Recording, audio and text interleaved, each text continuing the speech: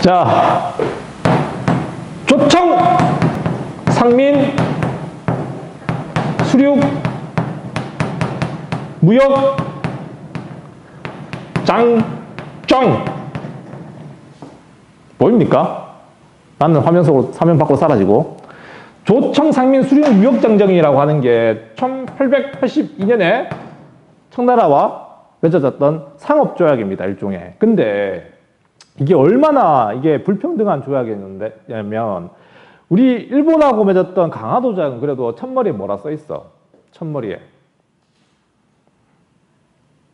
아무도 얘기하지 않아. 하동성 첫머리에.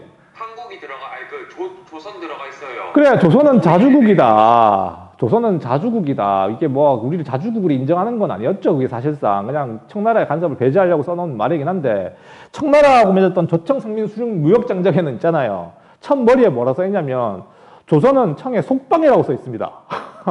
속방이다. 알겠습니까? 속방. 무슨 말일까? 속방. 그냥 청나라의 지방이라고 한 거죠. 지방. 나라 취급을 안 받는 거예요. 오케이?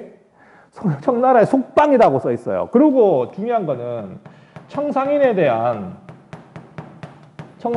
특권을 갖다가 명시하고 있어. 이 특권이 뭐냐면, 얘들아.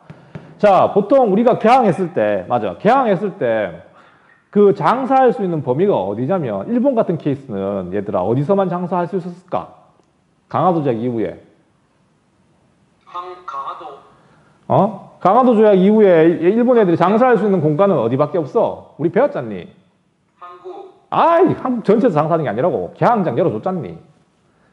하동성 씨하고 제가 수업하는 것 같아요. 세계 한국 기억나니? 힌트. 아이, 세계 항구. 기억 안 나요. 이 사람들 진짜. 부산, 인천, 원산이라고 내가 적어줬잖아. 부산, 인천, 원산. 그거 중학교 때 되게 많이 외웠을 텐데요.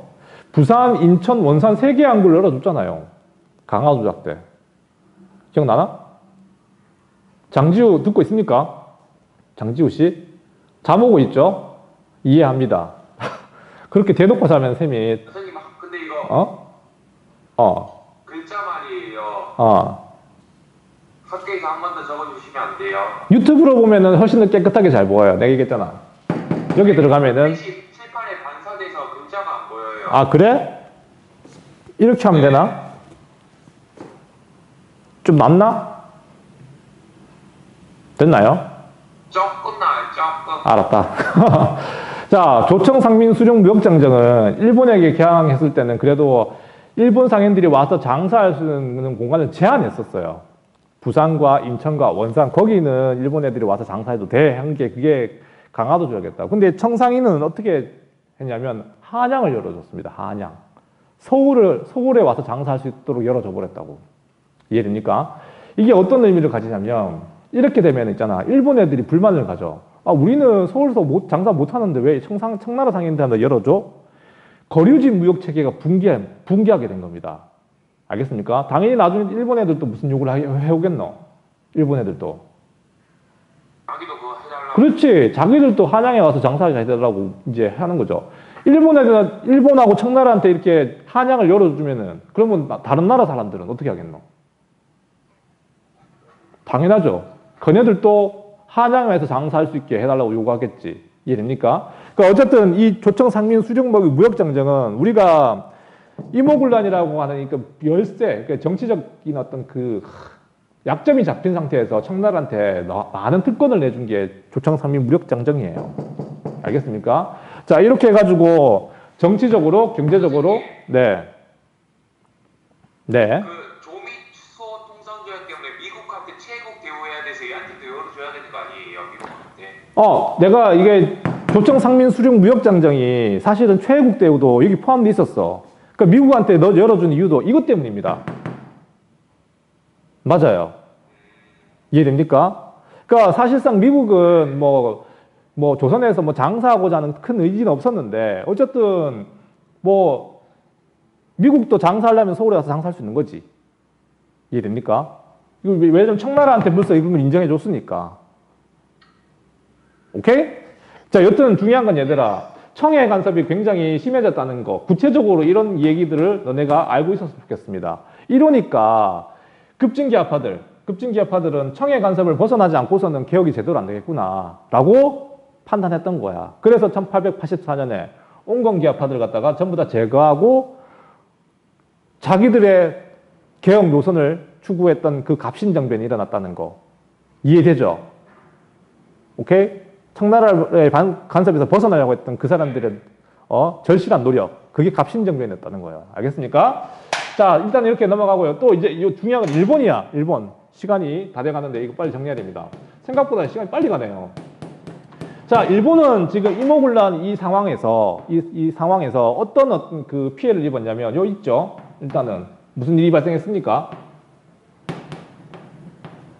무슨 일이 발생했어요? 일본 공사관이 부서졌어요. 네, 맞아. 일본 공사관이 불타는 일본 공사관이 불타는 피해를 입었다고. 그 다음에 자기들 교관들 죽고 자국민 피해가 발생했잖아. 맞죠? 그래서 사과를 요구합니다. 알겠습니까? 사과를 요구하고, 그래서 사제사가 갔던 게 박용효였습니다. 알겠나요? 그럼 박용효 들어봤죠? 박용효가 일본에 가면서 처음 썼던 게 바로 우리 태극기였고, 우리 공식적으로 태극기를 처음 사용했던 건 그때야. 알겠습습니까?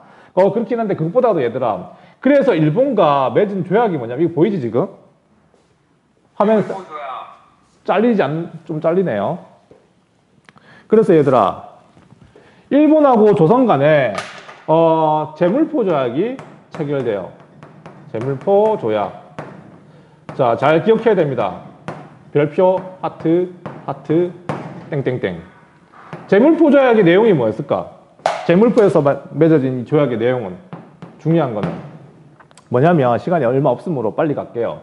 자, 자기들 그 자국민이 지금 조선 땅에서 죽었단 말이야. 그래서 일본이 요구하는 거는, 우리도 지금 공사관 보호를 위해서는 군대가 필요할 것 같아. 우리도 군대가 준비할 수 있게 해줘 해가지고 일본 경비병 주둔을 갖다가 허용하게 해준 게 바로 제물포 조약의 중요한 내용 중에 하나입니다. 그 다음에 또 중요하다기보다 배상금을 갖다가 일본에게 지불하는 이야기. 이게 이제 제물포 조약의 핵심적인 내용이에요. 근데 얘들아, 쌤이 요 경비병 주둔이 왜 중요하냐면, 자, 이모군란 이후에 드디어 조선에는, 이거 뭐니? 조선에는, 자, 두 나라 군대가 주둔하게 됐어요. 자, 없어져 버려. 자, 두 나라 군대가 주둔하게 됐어. 어느 나라 군대야? 청나라 군대 4,000명 가량, 물론 좀 줄어서 3,000명 가량이라고 표현합니다. 3,000명 가량. 그 다음에 일본 경비병, 알겠습니까? 일본군이랑 청나라 군대가 이모군란 이후에 다 어디에 있는 거야?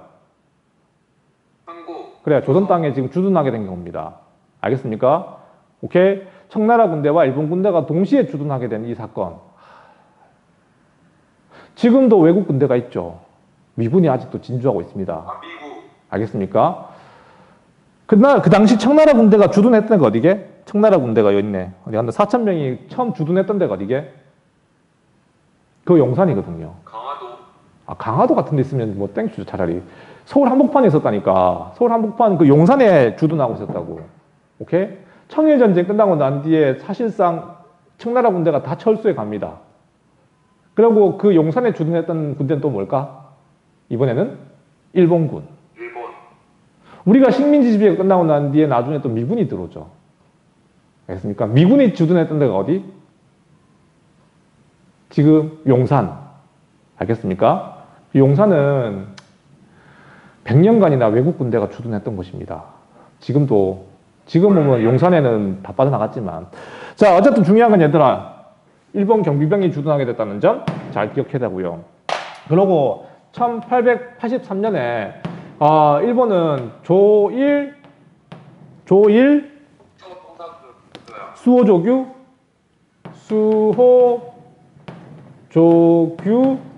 속약이라고 하는 걸 맺어요. 속약.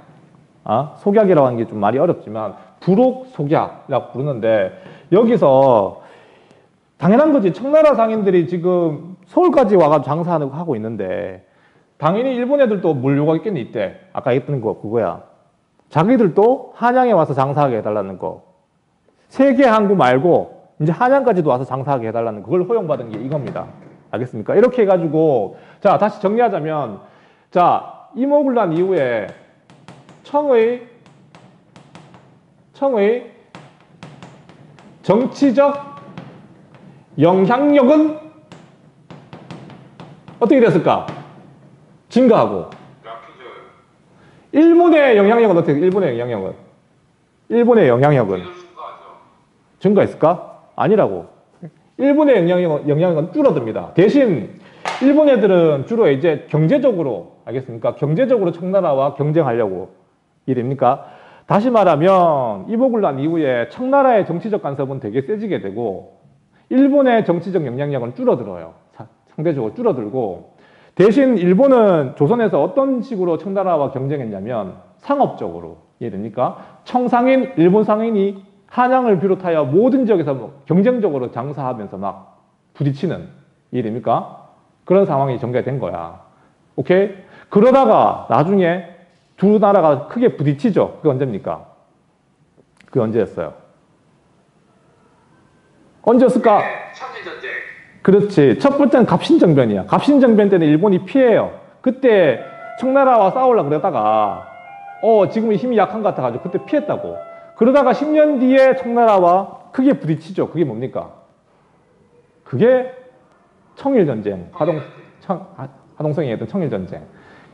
어렵지 않죠? 중요한 건 어쨌든 청나라하고 일본이 이제 본격적으로 이제 경쟁의 시기로 접어든 겁니다. 한반도를 두고. 알겠습니까? 자, 여기까지. 네. 좀 길었어요. 여기까지. 네, 다음에 봅시다. 요것도 검색하면 나올 거예요. 알겠습니까? 안녕. 네.